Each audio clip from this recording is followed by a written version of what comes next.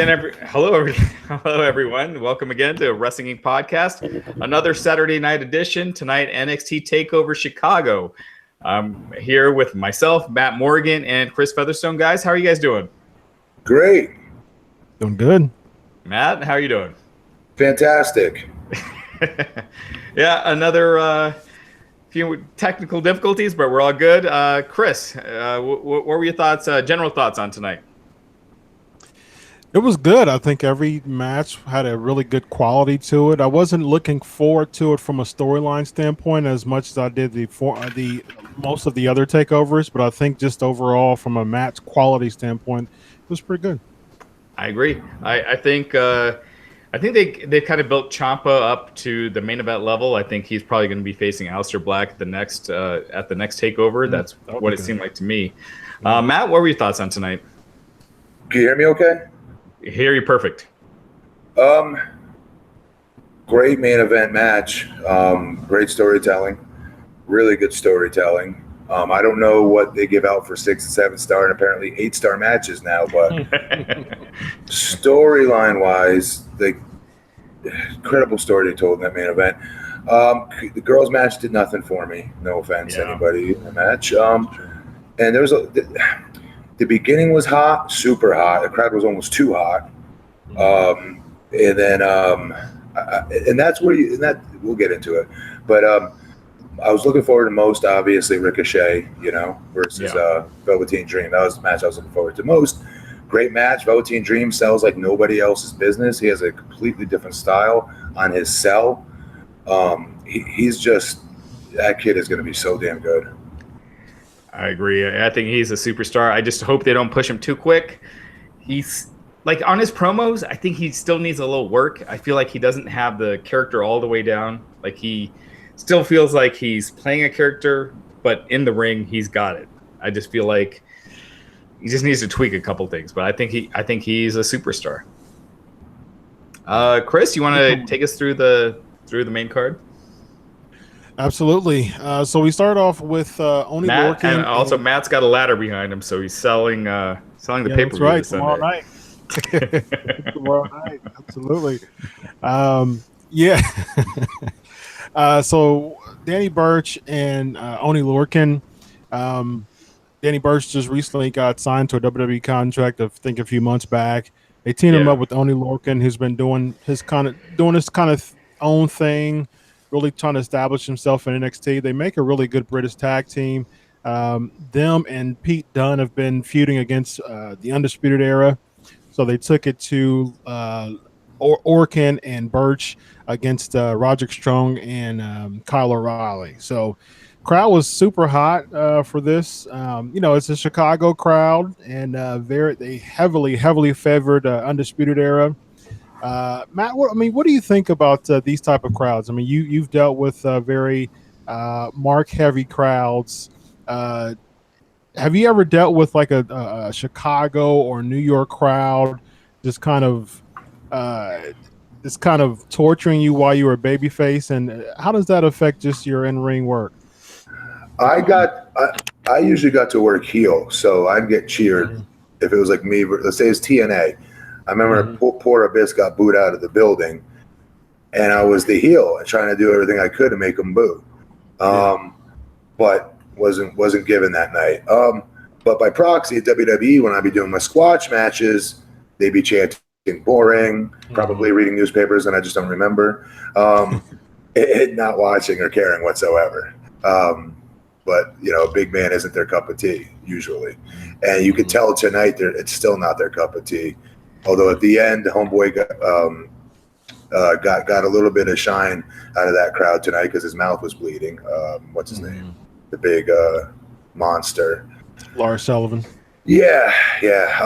So I don't know. I just think it depends on where you're at in your storyline. If this is a fresh match, let's say like maybe 2 months into the storyline, you're taught to go with what the crowd gives you, right? But you really can't because you're doing a TV show, and you've got to keep it. You have to keep a character because it can ruin the third and fourth and fifth chapter coming up because you went into business for yourself and wanted to get pops when you're supposed to be the heel.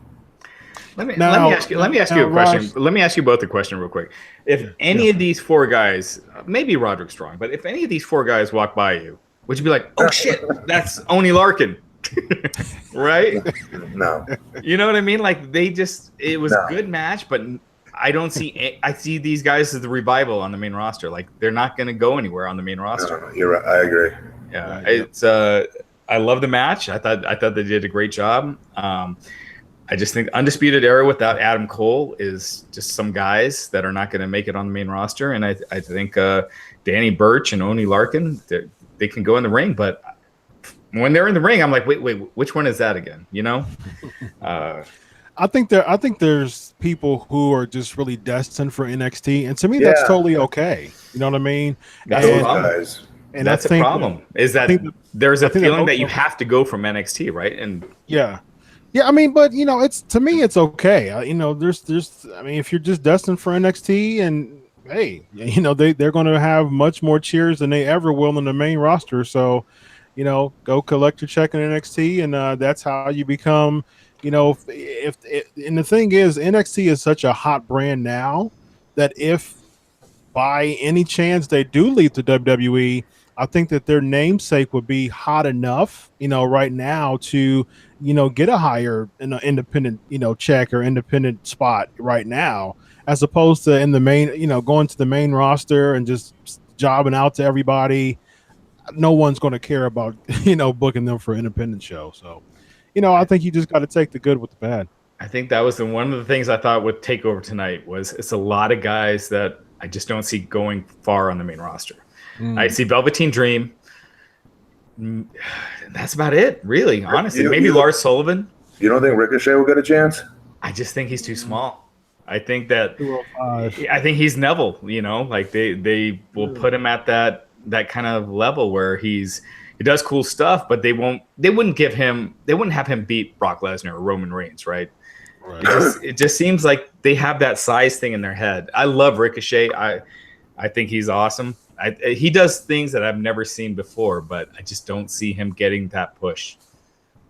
Same with Adam Cole. I think he's incredible just as a character, but I don't think that the WWE main roster will treat him as good as he is. Yeah, he'll get a pop the night after WrestleMania if he debuts. Sure. He'll get the big city pops, but I just think you never know. I mean, there are a Daniel Bryan and a CM Punk, but they're more the exception to the rule than the rule itself. So, absolutely, I agree. So with Ricochet and Velveteen Hogan, it was man. I tell you what, man, just Velveteen is money. Were his tights were like what Ricochet wore in Lucha Underground when he was Prince Puma. Yeah. So was it like a subtle nod, like trying to dress up like Hogan, but really doing the Prince Puma thing, or no? He does the Rick Rude thing though. He's done that before. With Cassius Ohno, he's feuded with Cassius Ohno and Aleister Black. Those have been his two other big feuds, and he's made a rib, on his tights with them too. So he's sticking with his kind of Rick Rude type of flair, but I have no idea where this Velveteen Hogan thing came from. I have no idea.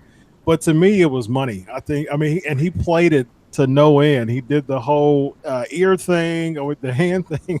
He did the poses. I think it was absolutely incredible. Matt, what you think? I thought it was good. I like his own gimmick better. Him doing his own shtick. Dude needs muscles to be flexing them. But other than that, he's charismatic as hell. And just wow, that match. I love that match tonight. I did. And I love that they scouted each other's stuff and they made a big deal about the reversals of each other's moves. I just think I can't say enough good things. There's not enough, I can't think of the proper words. Honestly, that's how good that kid is. He is going to be so big. Yeah. I think Ricochet was amazing in this too. I mean, the stuff that guy can do is just, he's a video game character. He's off the charts. Here's the thing, though. Here's the thing, though, about Ricochet. The difference between him and the other guy you brought up. What was his name? Come on, who's no longer there? No. The little guy you said didn't make it. Little elf-looking motherfucker. What's his name? Daniel Bryan. Neville. Oh, Neville. That dude. All right. Yeah, Neville, no offense to him, is ugly as sin. That dude, Ricochet's got a good look on him. I don't care how short he is. He's a good-looking dude. Chicks are going to think he's hot, and guys are going to be popping like crazy for his moves. Okay? Similar to somewhat to a younger AJ in a weird way. Not that I'm judging guys' looks, but he's a good-looking dude, and I can see Vince loving that dude's face. Like, this is where we make our money, and playing that to the hilt because he is special. Yeah, I agree. I agree with that. I think the contrary, though, is that with AJ, he has a good ground game. You know, I don't really see that. Let's you're not listening to me. I'm talking about the face. A guy being a good-looking guy that dudes are gonna pop for movesets, and girls are like, that dude's hot. Period. Nothing more. Nothing about competing moves. Nothing like that. I'm talking about putting on a T-shirt and making merch money off of him. That's a good. He's not your typical sideshow midget pissant X Division wrestler. Yeah. He looks like a movie star to me facially. My wife has said, like, I think there's probably been like 4 wrestlers she's ever said were hot, and Sean back in the day, and Ricochet she said tonight was one of them, and The Rock, which The Rock is The Rock. Every one of our wives said The Rock. Yeah, exactly. I mean, to your point, Matt, he's got that look, and that does take you somewhere. There is a difference why Seth gets more protected than AJ. AJ is going to be on the cover of WWE 2K19, which is amazing. But you could tell Vince thinks more of Seth than AJ. Yeah, and I think that's part of it. Now, how do you Matt? Okay, so with your point. How do you, based on your experience working with Vince McMahon, how do you make Ricochet, and it goes back to my whole ground game point as far as what Ricochet is lacking, how do you make him a main roster star based on the moveset that he have now? Of course, just for face value, just having a good look isn't necessarily the end-all be-all. How would you kind of make him a main roster guy just totally, even with his moveset? AJ's ground game is not what brought him to the dance. AJ's flair in the middle of the air with his foot back, his Michael Jordan logo, everything he does looks different from everybody else when AJ hits the air. That's why AJ's money. He had to add a ground game early on so he could pass the WWE, we break you down and build you back up. And we've implemented this. We made him a pit bull. Don't you guys remember that? They try to push him as this pit bull AJ Styles. I'm like, what the frick are they doing? He's not a pit bull. But nonetheless, he went through that annoying. It's like when you shave your head and your hair's growing back. It's that weird phase where you're like, I don't know, just put a hat on. That was like that for AJ's part of his career in that one chapter. It was annoying the hell out of me. And going, just let him go. Let him be AJ. So anyways, he flies like nobody else. And I don't mean physically. I mean like his body language is just different. Ricochet's, I never thought I would ever say this because AJ has always been my dude as far as what I'm talking about. Being different when he with his offensive moves, especially in the air. Ricochet's is just, to me, incredibly original, different. It just looks different. He doesn't look like another flip-flopping flyer. To me, maybe I'm wrong. Maybe there are fans out there like, another X Division guy. I can see that from the Young Bucks. Maybe they're all saying that. I don't know. I just know, for me, the fan, when I watch, my eyes do not leave him. Yeah, it's like Rey Mysterio. It's kind of that same thing where Rey had that special quality that separated him from all the other small guys. Even if they could do the same stuff, Rey had that intangible charisma, and I think Ricochet kind of has that. He's a smooth-looking dude. Like when he hits his stuff too, like it wasn't even hard. Like did you see him? Did you see him when he flipped out of last NXT? Yes. Out of the ring and landed on his feet. He was like, holy crap. So when my friends come over and they talk about wrestling, I always show that spot.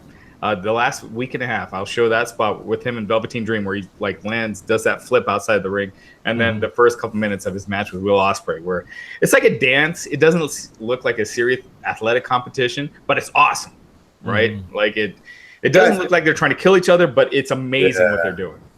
And one thing that does get lost in the shuffle, and I don't know if this is because Velveteen is still somewhat new. He's still green. That's what's scary about that dude's potential.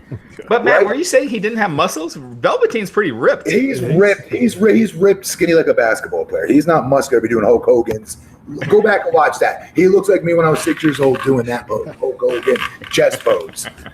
But it was funny. It worked. It definitely worked. Like you said, bro. You're right. But WWE today, he's big. A big guy for WWE today. He's tall. But really quick, I was going to say about, guys, you got me off track now. It was a good point I was going to make about Velveteen. Seriously. What happens when you get in a match with Ricochet is if you're not used to it, like when Velveteen kept throwing a punch or a clothesline that you knew he was going to miss, he was really, really giving it away from like a mile away. Like, duck this. Right. And that's the only thing, and we're really nitpicking here, but that's something that, brother, not that he's watching this, but you got to throw that and take that dude's face off, and it's his job to duck, period. Yeah. I noticed that too, Matt. Just because Ricochet is going to be Ricochet, and it's kind of like he's to the point where, his opponent has to adapt to his style, and I'm so used to looking at him and Ospreay and New Japan and things like that. You know what I mean? Well, and so, Yeah. Here's the thing: they got to treat him special. They can't have him just Kane come out and choke slam him and kill him, right? Right. They that's what they do. They did that with Finn Balor. Kane just killed Finn Balor, and it just kind of killed his aura. They got to treat him like something special, like he can overcome the size. If they'll do that, I don't know, but I hope so because he is amazing. I agree with you, So, and I think with Finn and Ray match, by the way. With Finn and Ray as well, they created a gimmick that was kind of larger than life that made them look bigger than what they really are. And I think Ricochet has the potential to do that, to kind of just chop someone down who's like a big guy. That's the reason why I think that I would enjoy a feud with him and Lars. I think that would just kind of be, to me, that would kind of be a litmus test of how he would be able to do the main roster. Yeah. Because that would show me how, and I think it would show Vince as well. What it looks like. Yeah, what it would look like. Yeah. So I would like him and Lars to go at it. I don't think Lars is good. I know everybody likes him. I don't think he's good. He's a guy I see Vince pushing, but sadly, I do too. Yeah. Of all the guys on this main roster, if I had. It's a Baron Corbin kind of thing, right? Like he's going to get that opportunity. Now, if that goes above and beyond, or if he ends up as a Stephanie McMahon's lackey, we'll see. But I definitely see that. So, did we say the winners of the first match? Undisputed Era retained. Adam Cole was forced to go out, which got a huge BS chant, and Chicago crowd was not happy about that. And then Ricochet defeated Velveteen Dream. Real quick, before we go to Shayna Baszler, do you think that that's hurting his character? Because I think the only person who he got over against was Cassius Ohno during his big feuds. Do you think that that's hurting Velveteen Dream or no? What's that? Him losing? He can continue to lose his feuds. Well, he did beat Cassius. Yeah, that's what I said. Yeah, he beat Cassius Ohno, but he's lost against Black and Ricochet. I don't know why he loses. I would never book him to lose, but that's me. Well, I think Ricochet is new, too. So it is his first show, so it made sense for him to win. But this was his first show? Yeah. No, he was in a ladder first match. takeover. Yeah. Right. But singles. I didn't know that. Okay. Yeah, first singles. Yeah. I mean, I can see why they made him win, but I think, I think this feud was good enough to continue and to carry over, and I think if Velveteen Dream would have got the first win, Ricochet would have had the big win at the end. So I honestly see Velveteen Dream going to the main roster sooner than later. He seems I hope like not. I know. I agree. I think he could use some work, but he seems like the kind of guy that they want to cherry pick from NXT for sure. Yeah. So Shayna Baszler and Nikki Cross, it seems like this was kind of a filler feud for somebody bigger, maybe Kairi Sane with Shayna Baszler. I don't know. It was just something that was a bit of a disconnect to me with this feud altogether. When Nikki Cross stole the title, it seems like they're keeping her on NXT just to kind of help her character. I still don't understand why they didn't bring her up with Sanity, but. To me, what do you think, man? To me, it seems like it was a bit of a disconnect for me with this feud altogether, and that it seems like they just wanted to, kind of put some rounds on Shayna to make her look better for the next babyface. If Shayna doesn't have a really good babyface, I find her dead in the water. I want to be a fan of hers because I've been waiting forever for the 4 horsewomen to come to NXT and have one of them get in the ring and start wrestling, because we saw those YouTubes of them horsing around in the ring. Some of them look like might be halfway decent. Shayna was one of them. She gets signed to a contract. So I was excited, to see what she could do because she's athletic. She's an athletic stud. But this stuff, she's still missing. Yep. I don't know what it is, dude. I just know the girl sitting in the front. This was ass backwards. That girl in the front row, Carrie Sane, is charismatic as hell. I find her very charismatic. She's a good-looking, fiery babyface. She's got a pretty cool moveset. She gets the fans up at the right time. I love her. I think she could be good. WWE will ruin her, but here she's great. I find Shayna Baszler kind of boring. Like I liked her with the feud with Ember Moon. But I think it was because Ember was so good in that feud. Like, you were really behind her. Shayna came off as this bully that you want to see Ember overcome. But once Shayna won, it was just kind of like, it's just. Do you guys get the badass vibe from her anymore? No, I don't. No, and she's legit. No, it's so weird, right? Yeah. I just don't get. She's improved greatly. She's not bad in the ring. She hasn't been around that long. But it's her wrestling voice. Start watching her matches and listen to her trash talking wrestler. It's horrible. Yeah. It's terrible. Horrible. It's like a kid playing pro wrestler. It's like being told in a school play you're playing Brock Lesnar, right? It's like, all right. Well, there it goes. I agree with you. I agree with you both. It really seems like she needs that baby face to make her a stronger heel. I think Carrie Sane to do it. She feuded with Dakota Kai. Natalie had mentioned in the chat. I think she's a natural baby face. I think she's great. Oh, certainly. Who? Dakota Kai. She was the one that she injured Dakota Kai and stomped her arm. Yeah. She was kind of feuding with her during the Ember Moon feud. Yeah. It was right around the same time. She stomped Dakota Kai's arm, and then she tried to do it on Ember. I think she did do it on Ember Moon during the takeover match. Who's the girl who whips her hair? Bianca Belair. Bianca Belair. I think that she is absolute money. She has potential to be money, though, Raj. She could be. I agree. 100%. I think she's a star. The only problem, though, is that they're booking her as a heel now over the past few weeks. I don't know why. I can see that. She has kind of a natural swagger that. Yes, she does, but she was getting cheered. Like, why are you just? I don't know. I think I would have liked Belair versus Baszler. It seems like she's about to beat up Dakota Kai. I think you have Kairi Sane beat Baszler, and then do Bianca and Kairi Sane. That's where I'd go. Okay. Dakota Kai needs work, I think, but she's such a natural baby face. She's like a Bayley to me. But people were cheering Belair, though. Like, they were cheering her, and then she did that vignette of saying, "I'm the EST," and now she's, bullying. EST mean? She's the best. She's the greatest. I mean, it's the. Okay. EST. Yeah. I thought it was like it's not Eastern Standard Time. Yeah. It seems like. It seemed like it could have been like established too, because EST is established, and so like I always thought that's what it was. I swear to God. But it was Eastern Standard Time, or no, established. Yeah. When I first saw that, I thought it was, and then when they did the vignettes of "I'm the EST," I was, oh, okay, I get it. It's like the goat. It's like the new goat. Gotcha. The new goat. Yeah. All right. So where does Nikki go, Raj?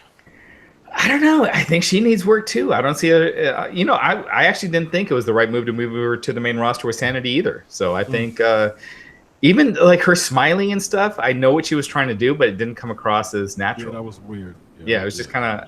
It seemed like acting, not like a natural thing. So she doesn't seem ready to me. Matt, where does she go? I think I don't see her on the main roster. I don't think, like, wrestling wise, she's even, not that she's horrible, but I don't know. She doesn't catch my eye. She doesn't make me. You know what I mean? pass my eye test. And I don't mean prettiness wise. I mean like what she does in that ring. Yeah, does she look like a star? Yeah. Yeah, I think not being with Sanity really shows a lot of weaknesses in her character. I think when she was with Sanity, I think they accentuated her positives of being just like that crazy, because she would jump on a lot of the guys when they and that worked. That worked, and that helped her. Yeah, but now it's just her by herself, and I think there's a lot of weaknesses that's being shown. That's people are just not really buying into her. Well, when a girl's attacking a man and kicking his ass, you can't get much more over than that. Yeah, that's why Jacqueline got over a lot back in the day. Oh, Lita, remember when she first started? She would hit the moonsaults on everyone. She was with S.A. Rios. Jazz as well. She got over a lot. China, obviously. Yeah. Yep. So Keith Lee, my boy Keith Lee. They showed an appearance with that. Looks like he's coming through. The big dude. He was the big dude in the audience that they showed. He's a huge independent wrestler, gigantic. He's like 350 pounds maybe. Yeah. Does all these incredible athletic moves. Keith Lee. Oh, he's real big in Evolve. He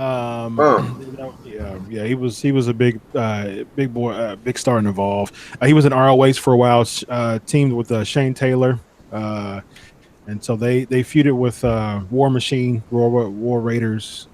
So that was one of their big feuds when Shane Taylor was in ROH. So, the crowd though, he looked like he was like the building manager. Like he doesn't look like he looked to me like a former retired football player. Yeah, exactly. That's a good description. Yeah, I could see that for sure. Yeah, don't give WWE any ideas, man. That's your gimmick. Debut on the main roster. How old is this dude? He's early 30s. Yeah, early 30s, I believe. Yeah. Well, good luck to him. That's cool. He's talented as hell. He just needs to learn to work that style, because he does a bunch of high spots, and that's kind of his shtick. So we'll see. I think he's talented as hell, though.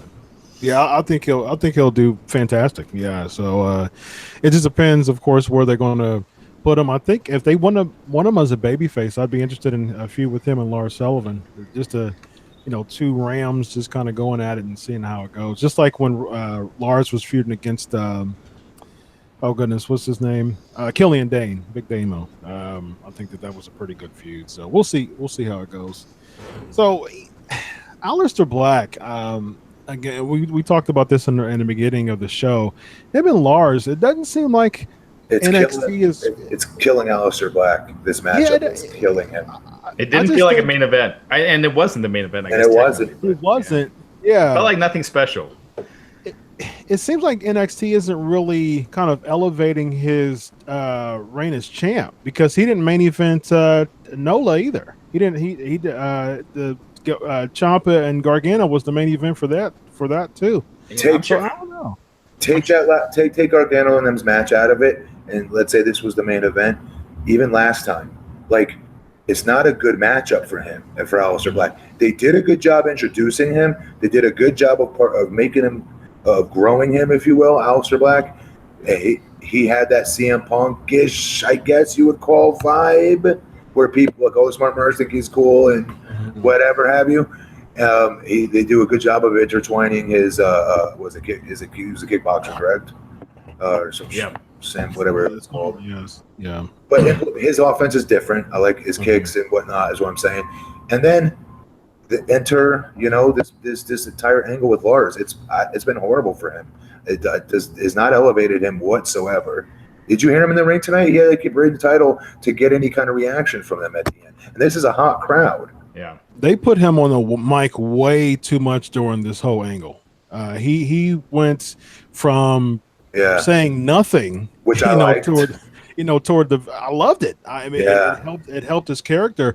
Velveteen Dream wanted him to say 3 words. He wanted him to say my name. That was the whole angle to build around him saying "say my name," which was amazing, which was awesome. And, right. And he said his name, and he got that got so over. And then you slap a mic on him. I think like 2 out of the past 3 weeks, he spent the first bit of NXT talking on the mic. And I'm like, why are you? I mean, that just kills his character to me, because it was about being mysterious and letting, his actions speak in the ring, and just putting that mic on it just kills it to me. And this whole angle to me has been a disconnect. I think Ciampa will be the step in the right direction. I think Adam Cole would be the wrong move, because I think people would be more behind Adam Cole than Aleister Black. You know what I mean? Like, the fans love Adam Cole. But Tommaso Ciampa, if that's next, which I'm guessing it is, that's a feud that I think the fans could get into, because this kind of sucked. And this felt like an intercontinental title match, right? Like it was just there. Yeah, mid-level. Yeah. I agree. And hopefully, like you said, he gets the right heel to dance with. I think Ciampa would be a fantastic option. EC3 was MIA, so maybe they showed him at ringside. They may do something with him and Gargano, because Gargano interrupted his match with Fabian Ochner, when he did the whole contract thing. So maybe they'll do something with EC3 and Gargano, which I think it'll be okay between them two as far as the feud is concerned. Yeah. Matt, what do you think? Yeah. I got nothing. Where do you think Aleister Black goes next as far as a feud? Oh, I agree. It would be Ciampa. It should be Ciampa. Ciampa's, unless they keep continuing this Johnny Ciampa storyline, which they keep one-upping it somehow. Mm-hmm. Their matches are great, but I think it's reached its shelf life. I think it's time to move on with that. I agree. But it would make sense to be Ciampa, just because he's got heat and then some. Yeah. And he looks the part. I agree. Aleister Black won that with the black mass. Mm-hmm. Yeah, repeatedly. Well, he did two of them. Sullivan kicked out he got up when he did the first one, and then he was kneeling, and he did a black mass after that and knocked him out. So Ciampa and Gargano, we kind of touched throughout the podcast tonight. Just overall, Matt Morgan, you have your star rating as of tonight. So we just did away with Dave Meltzer's star rating. It's now the Matt Morgan star rating. Uh-huh. So how many stars did you give this match, Matt Morgan? Their last match. If Homeboy's given out like 7 stars, that last match, I honestly, I swear to God, I would have given a 7, equal footing. Tonight, I would have given it 8 if Johnny won, but I don't think I should make decisions based on the babyface winning. That sounds like a Mark saying that the babyface didn't go over. You know what I mean? Yeah. So I don't know. I give it a 7.5. Wow. The storyline was amazing, and to come back to where they would like the boards at the end. Yeah, that was awesome. I don't care who you guys are. You had to have forgotten about that. Wonder why they even go there. Just for the T spot, you'd figure, because 20 minutes went by or so, or whatever long before they came back at the very end of that. I didn't see that coming. And have you ever seen that? The ring, just the details of this. Such good storytellers. Have you ever seen that in WWE where they cut the Just apron NXT. to expose it? Just NXT, the actual, what was it? Real NXT, the original, when they came in. Remember with right. They beat up John Cena. The Nexus. Yeah, Nexus. Sorry. Yeah. Yeah. That's. I mean, in a match, I've never seen that before, and I love what these guys do. I love this match. I thought it was great. It's one of those things, though. I don't see either of these guys getting far in the main roster. We don't care, Bo. We're asking what's your all right rating. Star rating. We're in NXT world right now. In this bubble world of NXT, how entertained were you? 7 stars is the new 7.5. It's still 5, but this was so good. Out of 5, I'd give it 4. 4.5. I mean, the crowd was hot.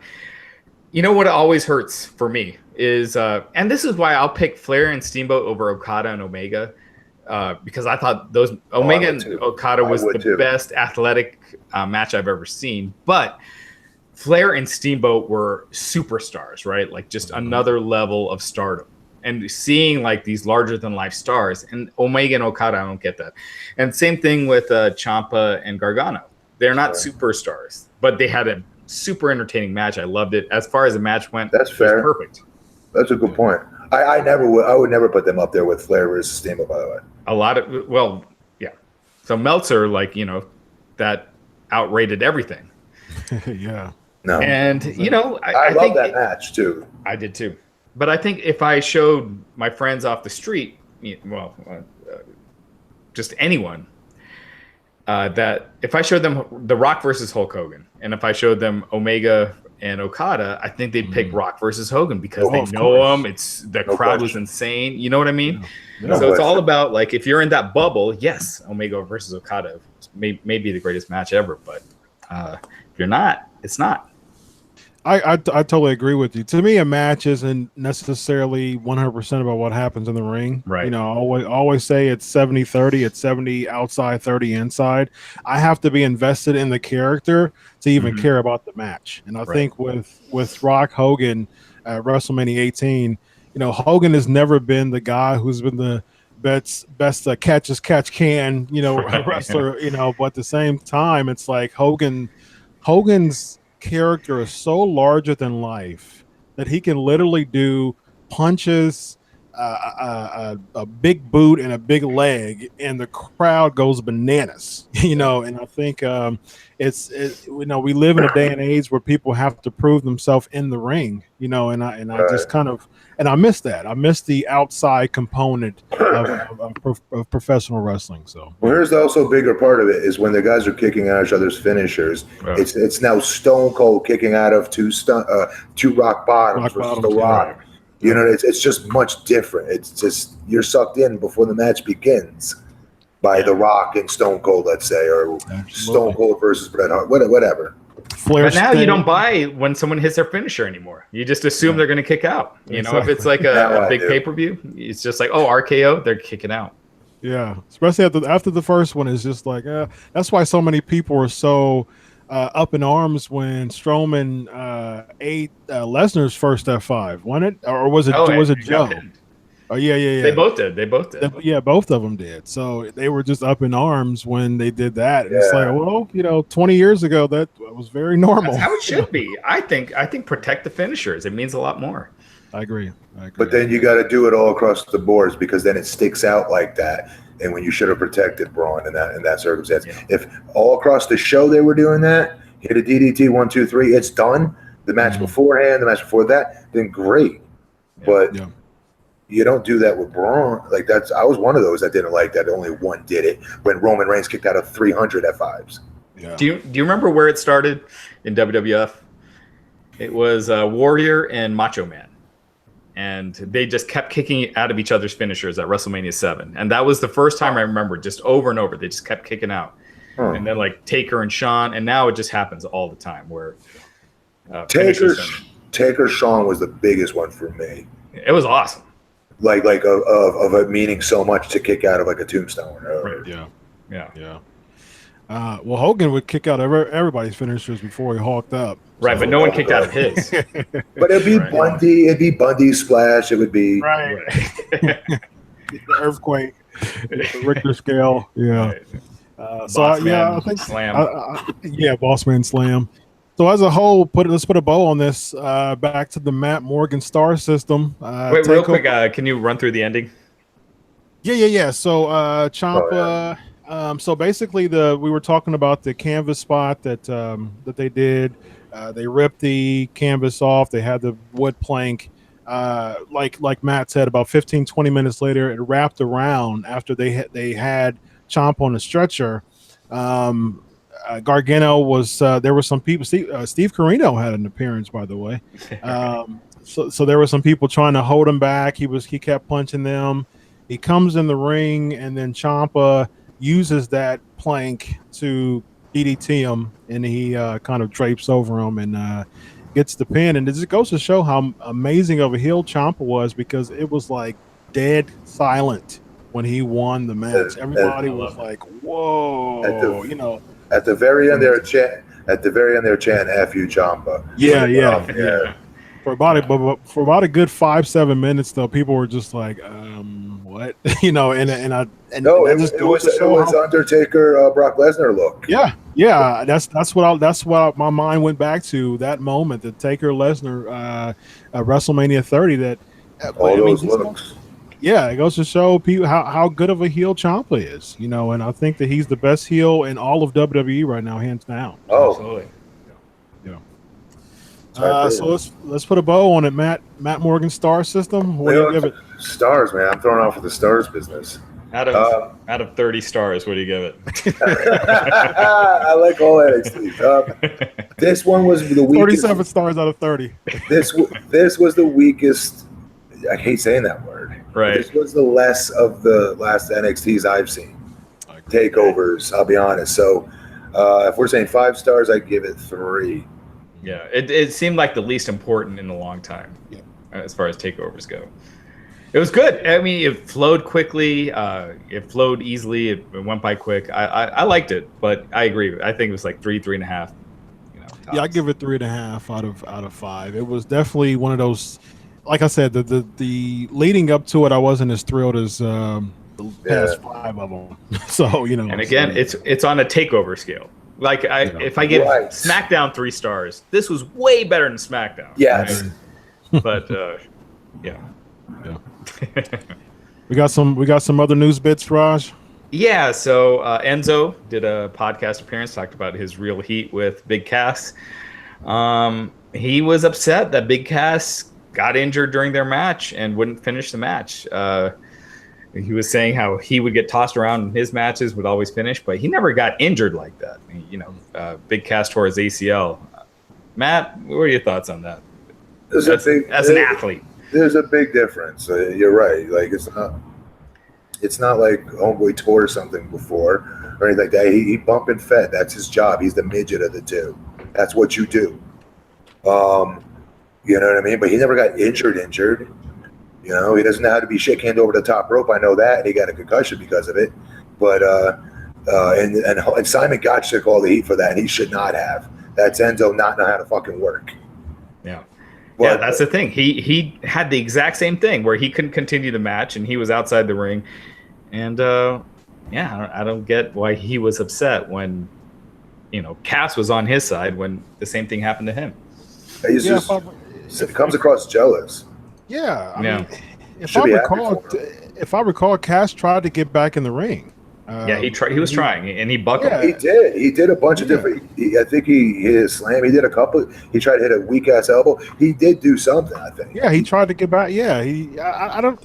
When I was transcribing that interview, I was just confused. I mean, I was just like, I don't understand why you're so upset that someone tore their ACL and just literally couldn't get back in the ring. I don't understand that. And he was using when he was in prison and things like that. I was like, what? I mean, what does that have to do with anything? He's straight conjecture.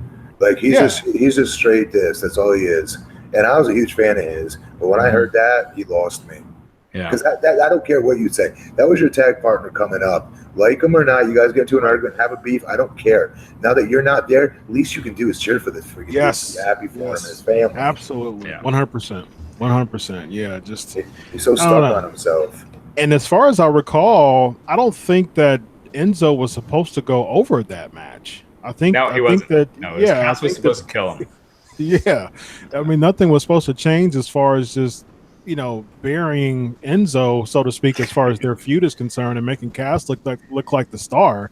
Yeah. I think he just Enzo got a win. That was like his only win. By forfeit though. Yes. Until he went to 205 Live, I think that was his only win. I swear to God, I think as a singles, it was. Yeah. So it actually benefited him that Cass didn't go anymore. Yeah. Right. WWE is going to Australia Saturday, October 6th. We had talked about this before. It's going to be at the Melbourne Cricket Grounds, and they announced Triple H versus The Undertaker. So The Undertaker is not done. He's going to, he's wrestling at MSG coming up, and this. So it's like a Greatest Royal Rumble, except they're going to have women. I'm sure it's going to be on the network. Very cool. Yeah, I agree. I agree. It's a big fight field. 100,000 people, 100,000 with the field though, so they can put more people on the field, so it actually can grow, be more than 100K. Yeah, so with their stage and everything, I'm sure it's going to cut out like half.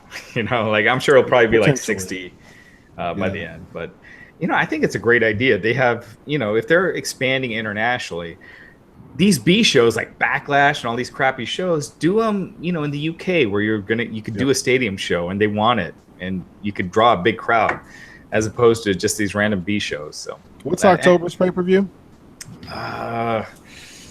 It's not Hell in a Cell. Hell in a Cell is September. Let me double check. When's ER? When's what? Next month. That's July. Extreme Rules. Yeah, that's next month. They ditched No Mercy. Did you call it ER? Is that what people call it? Yeah. God, that's I'm the old. lingo for Extreme Rules. Yeah. You're not too TLC. You're TLC. only a few years older than me, Matt. I've never heard anyone say this.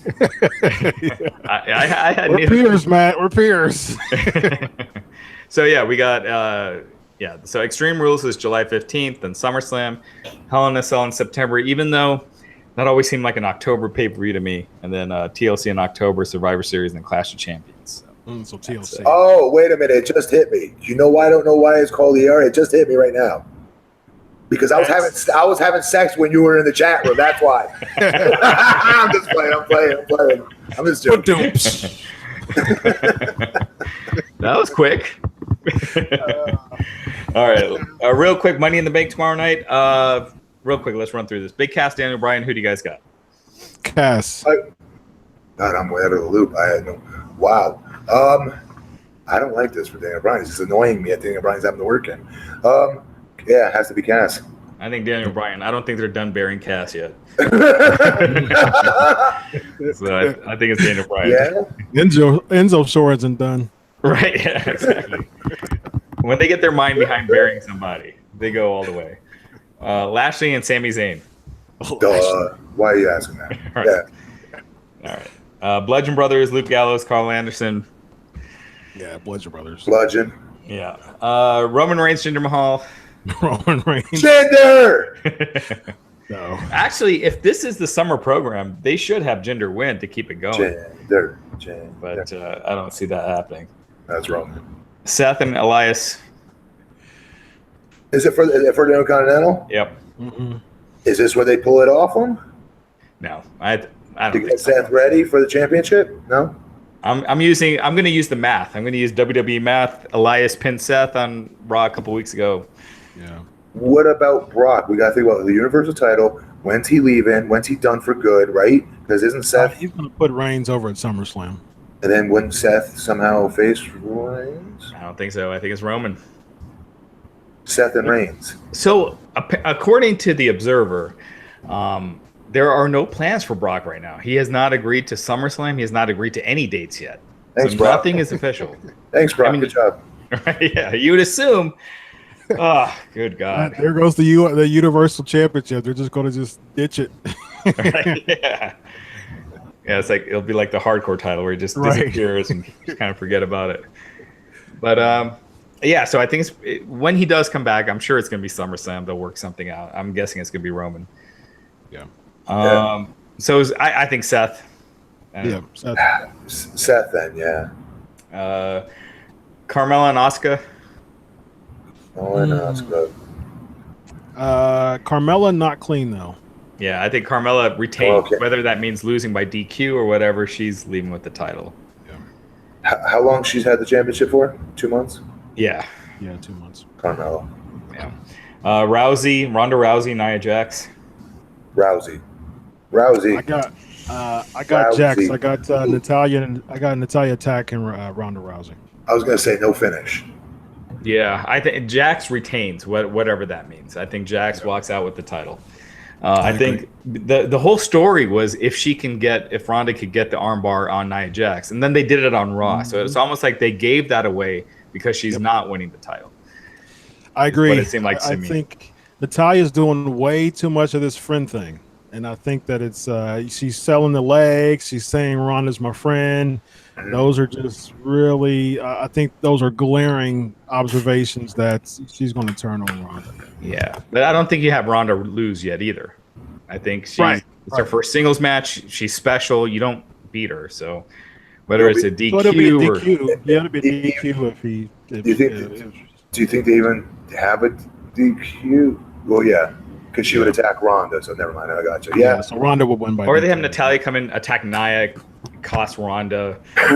But you can't have. You don't do the turn yet. Like it's a slow build, and then SummerSlam. You know that's the match. But yeah, I don't see Nia losing it. The men's Money in the Bank ladder match. What do you guys think? Give me everybody one more time. All right, so we got Braun Strowman, Finn Balor, The Miz, Rusev, Bobby Roode, Kevin Owens, one of the New Day, and Samoa Joe. We still don't know which New Day? Nope. I love that though. I love it.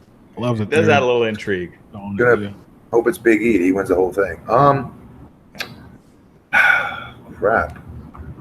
It's definitely not Braun. Yeah, it's not Braun. KO?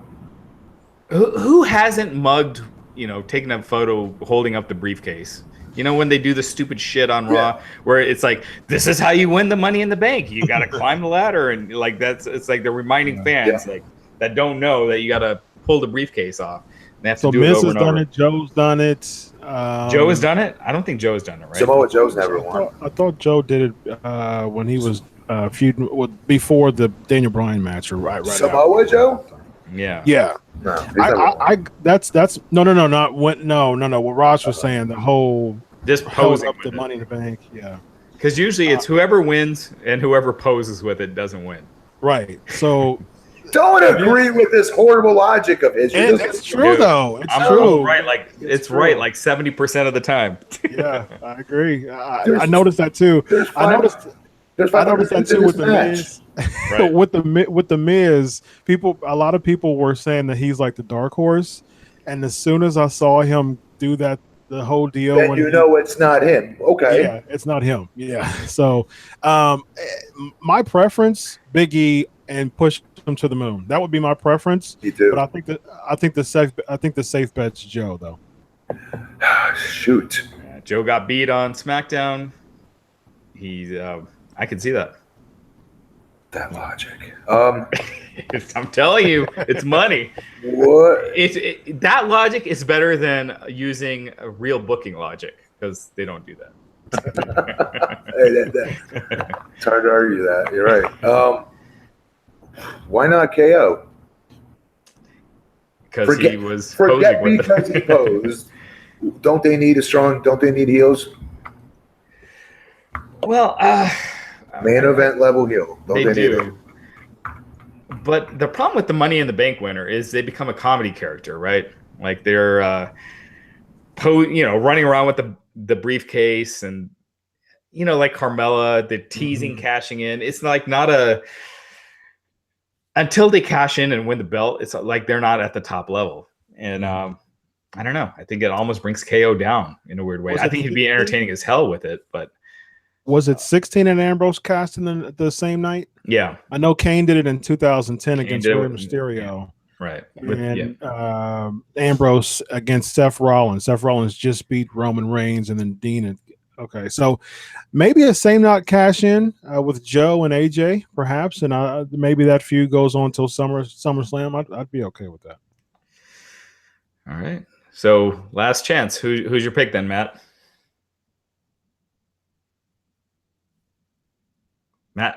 Matt's frozen. He froze. All right, Chris, who you got? He's thinking very hard. Either he's thinking really hard or he's frozen. So Samoa Joe, safe bet. All right. I will go Samoa Joe. Big E is probably my second. Mm-hmm. I agree. Women's Money in the Bank ladder match. Again, a safe bet. If it was up to me, I'd say Ember Moon or Naomi, but I think the safe bet's Sasha. Sasha hasn't posed with the belt yet, right? I mean, with the briefcase yet. Right. Sasha's good. I don't think it's gonna be a SmackDown person. I think it's gonna be a Raw someone on Raw. So I could see that. I could see Sasha or Alexa Bliss. See, I don't think Alexa Bliss is already there. Yeah, I don't think Bliss or Charlotte needs it though. Right. I think Sasha, her character hasn't been as strong as it has been, and I think that it would benefit her. I agree. I'll go with that. I agree. All right, AJ and Nakamura. See, I preferably Nakamura. That would be my safe bet, but I can see them doing a Joe cash in the same night, but I probably, since they already did it in 2016, they may want to may want to go a little bit further out in years to do a same night cash in. So I think they'll do Nakamura, and then Nakamura keep it for a couple months. AJ will probably win it at SummerSlam, and then probably Joe will do the cash in at the end of SummerSlam. All right. I think Nakamura. I think it's time. I know AJ's the WWE 2K19 cover guy. So do they want him losing the belts and, going, the night before he's announced as the cover guy? I don't know. That's a good point. Well, Seth was last year, wasn't he? He didn't have a title. He didn't, but he wasn't cold either. Like they didn't have him beat and then come out. I don't know. I can't see them changing booking decisions based on 2K. Right. But I think Nakamura, I think it's time. I think he could use it. I think, you got Daniel Bryan, AJ, you got a bunch of, you got a couple of hot feuds you could do right there. So, yeah. And plus AJ is as incredible as he is. I mean, he's just, his title run has been really lackluster. AJ is a baby face, man. Those promos just kill me. I think it's the soccer mom hair, Raj. I think that's what turned this character. Especially seeing the did you see the Pritchard something else to wrestle with? Not yet. Oh my goodness, it was incredible.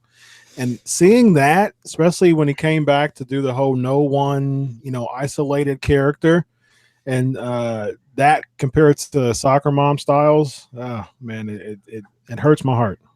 I thought Soccer Mom Styles were doing good as a heel. I think as a baby, I say this all the time. WWE just has a tough time writing for baby faces. Their lines for baby faces just suck. They don't give them natural lines. They sound like, well, I'm going to beat you up like that. It's that kind of material that they're getting. Yeah, like sucks. Bret Hart's old school promos. I was talking about that on my show, just how bad Bret Hart's promos was back in the day. It was really, really bad. Yeah, it worked back then. Not for Bret. Bret Hart's promos were horrible. His ring, he was the exception to the rule of someone who was really good in the ring. Yeah, and that can atone for his bad promos. And I felt like he came more into his own after, once he the mid '90s, after his title run. Mm-hmm. He felt like he started feeling like he was a top guy as opposed to he was appointed the top position. So yeah, back in '92 during the feuds with Flair. He was still trying to get him, I remember scratching my head when he won the title. I was like, what? Yeah. Him? It wasn't like a house show or something, his first run? They're like, so Superstars opened up and Mean Gene's out there and he's like, here's your new WWF champion. It's like, what? What the hell is that? It was really odd, yeah. It took a while. to get the feeling that Bret was a top guy, but by the end of course he totally was. But certainly. Let's get some questions in here. Someone was asking me about SmackDown because Wednesday podcast, it's tough for me to get to right now. So it's Justin and Glenn. So SmackDown, I think, is better than Raw on average just because it's 2 hours. Mm-hmm. I just feel like SmackDown is like Wheel of Fortune. You can watch it, but nothing happens. It doesn't suck in. There's no real storyline movement. It's just there. It's the end. It's like, it's. I'm not bored, but it's there. Mm-hmm. So I don't know. I think WWE programming right now is just on cruise control. It sucks in a lot of ways. I think SmackDown presents a good match quality show, but I mean, I'm an old school fan. I want storylines, and so I mean that's really why that's the bread and butter of wrestling for me is storylines. I'm supposed to suspend disbelief. I'm I'm not a wrestling fan because of people, men in tights in the ring. That's not why I'm a wrestling fan. I'm in the. Right. To me, I call it a comic book come to life, and I think the storylines and all of that just encompasses what wrestling should be. And I look for storylines on Raw and SmackDown, and every week I'm deficient of both of those. Yep. It's just boring. Yeah. Authors of Pain. So one of them has a visa issue. It was worked out. So they'll be returning soon. Apparently WWE wants to push them. So it's not like they're being buried or they're being kept off of TV. So they'll be back soon. They'll be getting a push. Dean Ambrose, I think, hold on one second. He was at the Performance Center. Let me get this update real quick. As you look into that, just real quick on the ALP, I think it's a good call when we think about it. Just kind of like an overarching thought. Putting them in there now with Drew and Dolph so dominant, I think I think WWE could argue for the fact that they've been off screen. I know the visa issue, but putting them in there now, may kind of take away the dominance of Drew and Dolph. They're just kind of running roughshod on the whole tag division, and ALP not being there kind of makes a little bit more sense. Yeah. And so Dean Ambrose has been working at the Performance Center. So he was injured in late December, had the surgery. So that surgery usually takes about 9 months. So that would be September. So, unless he's come back really soon from it, he's still got a few months to go. But where'd you place him? I think you turn him heel, and I put him on Raw. I think Raw needs heels right now. They got no one. I mean, they're pushing Jinder right now because they got nobody. Jinder is in a feud with Roman Reigns because I think they jumped the gun with Samoa Joe. Samoa Joe's kind of lost in the shuffle on SmackDown. Yeah. And I think Raw could use it. So that's what I would do. I mean, what I would do is have Roman Reigns sneak his way into the Money in the Bank match, take somebody out like Edge did back in the day, win Money in the Bank, and then cash in on Seth after Seth beats Lesnar at SummerSlam. It makes perfect storyline sense. It turns Roman heel, but he's justified. It all makes sense, and you have a hot feud. But they're not. See, the thing is, I might get crapped on about this, but I've never really seen Dean as a main event guy. And when he had the spot, I really didn't see much in him. Even then, I think Dean would make a good mid card heel. I think it's kind of foolproof at this point with Seth being the Intercontinental Champion. I think you have because he left when they were teaming up together, and I think it's pretty much a given that you can just kind of make it really easy. If he comes back to seem like he's defending Seth Rollins, and he turns on him, and there's your IC title feud going into like Survivor Series or something like that. Yeah, I mean, I get your point. It's funny because when the Shield was together, I think that was watching the Shield was like, Dean is going to be a money heel, and Roman's a super babyface, and Seth might get lost in the shuffle. And didn't turn out that way, right? I mean, Roman is money. Whatever, people hate him, whatever, but he's a star. Seth obviously is hot, and Dean never quite hit that level. I mean, they pushed him as champion, but he was not like, you didn't look at him as like a larger than life superstar. Yeah. Maybe he gets that edge back, because I think when he says a baby face, he was wearing the cowboy hats, he's in Vegas, he's got the dolls, and he was doing like this cutesy stuff, whereas his character to me always seemed more unpredictable, like kind of crazy. The lunatic thing was just terrible, though. They played it terribly, right? Yeah, what made him a lunatic? Doing wacky clotheslines? I mean, it didn't make any sense. And he's got to ditch the gear too. To me, there was the plumber gear has got to go. Yeah, I mean, he's got to do. To me, he just needs a total character overhaul. He can go in the ring, but I just think he needs a total character overhaul. Hopefully that's as a heel, but he has to ditch the gear. He needs to look at Tommaso Ciampa. I think he went that route. But I think he has that. When he was John Moxley, back in the day, I think he has that Ciampa style heel, type of mannerisms. He can do that. He has that edge to be that type of heel. He's just been improperly booked ever since he left the Shield. Yeah. They give him a lot of shit lines that he's got to say. No, it's terrible. It's terrible. Let's see. Any other questions here? We've got a bunch, but most of them are about Ambrose, AOP. All right. CM Punk. What do you think? Does he fight? What does he do next? Ring or cage? Well, I can. He has a really. He's bitter toward professional wrestling, and he's that not going back to WWE ever. If he's dropping his friends for having an association with WWE, he's never going back. Yeah, and it's I can see why he wouldn't go back to WWE, but Bubba Ray said a really good point on the recent podcast that Colt Cabana was on. He said that he's a passionate wrestling fan. A passionate professional wrestler.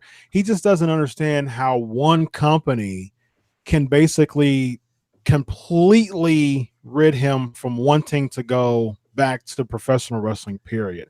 And I agree with Bubba on that. Like, I don't see how the WWE rids him from wanting to do pro wrestling at all. And so I can see him. I mean, MMA is not for him, but when he was commentating on WWE, he wasn't too bad. So I think that commentating for something like a Bellator would probably be the way to go. That's such a waste of his star power, I think, though. Yeah. Being a commentator on Bellator.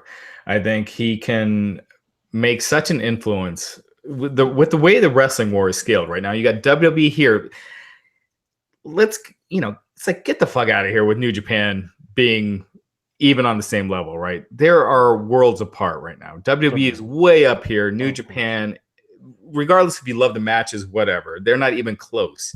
Like Bischoff said, there's no other company that'll have a big money deal other than WWE. Right. I mean, that pretty much says it right there. But if New Japan got a CM Punk, and that makes a difference in the TV world, and WWE is never going to get CM Punk, so they could get somebody that's not going to leave them. Kenny Omega might. The way they're pushing Kenny Omega and the Young Bucks, it almost seems like they're opening the gates, I guess, or extending an olive branch, but it definitely seems like they normally wouldn't do that. And the way they've been pushing this E3 stuff and Kenny Omega and the Elite versus the New Day. Well, I think they're doing that just because I think Harold Mays, I think he wants that expansion look. And I think that's especially with Kenny Omega. What's that? WWE wouldn't go for that. No. Why is WWE pushing it? Oh, because they want Kenny Omega. Right. Exactly. Right. So by proxy, the Young Bucks are with Kenny. So that even if they don't want the Young Bucks, they want Kenny Omega strong enough for the Young Bucks to be on the up, down, or whatever finals that they went to with Xavier Woods. But yeah, I mean they want Kenny, but I think the expansion of New Japan, making Kenny champ makes sense. I'm a big Okada guy. I love the fact that he was champ for 2 years, but making Kenny the champ now makes perfect sense with the new, type of upper executive management. So, we'll see. I don't see. I think any wrestling company would have no. I would even say WWE would be totally fine with bringing Punk back. I think that, if Vince McMahon sees money, Dude, they have such a fragile ego. What's ironic? But Lesnar was in court. Lesnar was in court with the WWE before he came back. Yeah, but he didn't rip them to shreds. I think Vince hated hearing. Goldberg did. Not like that. I think Punk made comments that really struck, that really insulted them. Like, Vince hates hearing that he's out of touch, and to do it in such a big platform, and Triple H, the way he was ripping on Triple H, I think that really got to him. I don't think with Vince needs money though, Raj. We've seen it with Goldberg, we've seen it with Savage, we've seen it with especially Warrior. That he sees money, and time heals wounds. And I think a few years down the line, I think Triple H will be much more stubborn than Vince would. I think Vince will be willing to extend that olive branch and bring Punk back. Would take it. But that's what I'm saying. I don't think Punk would. I think he's so stubborn that even if Vince extended the branch, Punk would never go back to the WWE. That's why New Japan, man. He's so stubborn though. He don't want to be a wrestling. He doesn't want to do anything wrestling related, and that's unfortunate. He's wasting his potential because that's where his money is. Yep. And New Japan's they're at a point where they can. I mean, they've got some steam, right? And I think that if they get that star power and they Americanize their product a little bit, it could be something. I mean, the U.S. is where the money is at right now as far as TV deals and everything goes. People are asking real quick about Drew McIntyre. On Twitter, he wrote, "I suggest the Raw roster checks out NXT TakeOver tonight. Ask yourself if you're working hard enough and truly deserve to be part of the #1 roster in the world. If the answer is no, the show will be a harsh wake-up call of the talent coming for you if we don't eliminate you first." So that's been his gimmick, ripping the current roster. I'm sure he believes it, but I chat with Drew often. Actually, I should ask him if if any of that's a shoot. I'm sure it is. I'm sure you look at his work ethic, look at how much he's put in. Dude is a beast. No, he looks the part. He's money. He's a superstar, and I think he's right for the picking for Vince because he's a really nice guy too, and I think that he'll be willing to take instruction from Triple H and company just really, guy. I mean he's right for the picking. I think he'll be champ within the next 2 years for sure. Yeah, absolutely. And so Chris Amon, the WWE doctor, had filed some motions in court that a couple things can be brought up during the trial. One was that he had a relationship with Jillian Hall, and then he also had a relationship with an independent wrestler who had a couple of tryouts. So obviously with the doctor-patient it's called dual relationship. It's unethical. Yeah, it's unethical. You can't have a relationship with someone that you consider a patient. So ultimately, it's almost like this could end up costing him his job and his license. Yeah. I don't know where it goes, if it goes anywhere. WWE said they didn't know about the relationship. Apparently, a lot of wrestlers do. I had actually texted a couple people that were there during that time and asked them if they knew. One said they didn't. One said they did. Whatever that means. So, but it wasn't a giant secret. So apparently, some people knew. That could cost him his license. So it's kind of ironic that he went to trial over his, being defamed, and this could end up costing him his job and his license, maybe. It's kind of surprising to me because I would imagine, he's been in the WWE doctor for a while, so I would imagine that he would know the legal system. And that's, all that stuff has to be, he has to answer the questions that are before him unless he wants to commit perjury, and he doesn't want to do that. And so it's like, I don't know. It just seems to me like I think the whole case was DOA from the very beginning. And it just it ended up biting Chris Amon in the butt more than anybody in the whole case. And I'm sure it's WWE that pushed him to do it. So it's kind of like they pushed him to do it. This came out and it might cost him his job. And now they're going to potentially fire him because of being unethical. Well, it don't matter. I mean, they wouldn't have any choice. He would get his license revoked if he, for being unethical. Or usually, because I'm about to become a doctor in psychology, so usually, I'm getting my second master's in clinical mental health counseling, so I'm familiar with all of the mental health, psychological, doctoral type of systems. So usually they suspend your license the first offense. They usually suspend it. And then anything after that, they revoke it. So it'd probably be I don't know if he's had any prior suspensions or anything like that. And this happened a long time ago. So, yeah. I mean, Jillian Hall was in WWE, like 2005, I think. Yeah, it's been a while, but I mean, it don't matter how long it was. I mean, if it's right, if it comes out to be true, and he has prior offenses, it'll probably be a revoke. But even if it's suspended, he can't help the WWE. So you know what I mean. So it won't help. And that's bad publicity too. It sure is. It sure is. Someone's asking what match goes on last tomorrow and what goes on first. I think one of the Money in the Bank matches goes on first, probably the men's. I think AJ and Nakamura. I think there's going to be a title change. I think that should go on last. I think women's opens. Women's Money Bank opens, and the Bludgeon Brothers versus I think that's already on the kickoff. Yeah, the kickoff show. Yeah, I think the WWE title matches closes. Yeah.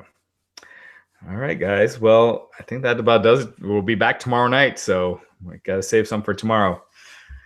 Well, yeah, thanks everyone for joining us. Chris, thanks for coming on. Great show tonight. Yeah. And absolutely. I'm bad at, I'm not a host, so I'm bad at closing this kind of stuff. So usually the plugs are at the end, Raj. Yeah. All right. Well, Chris, where can we find you? Hey, so yeah, the Pancakes and Power Slam show interviewed Booker T this week, and I've got some big interviews coming up. Just follow me at Chris Prolific. I interviewed Bill Goldberg last week as well, so that'll be coming out soon. I've got some big stuff coming up with Jeff Jarrett as well. So it's really cool to be a journalist nowadays. Right now, it's a hot season. All right. And we got tons of interviews coming up on the site this week. More from our interviews with Scott Steiner, Ken Shamrock, Stephan Bonner. It's just tons of stuff. So keep checking out the site. And thanks for joining us. And we'll see you guys tomorrow night. Thank you.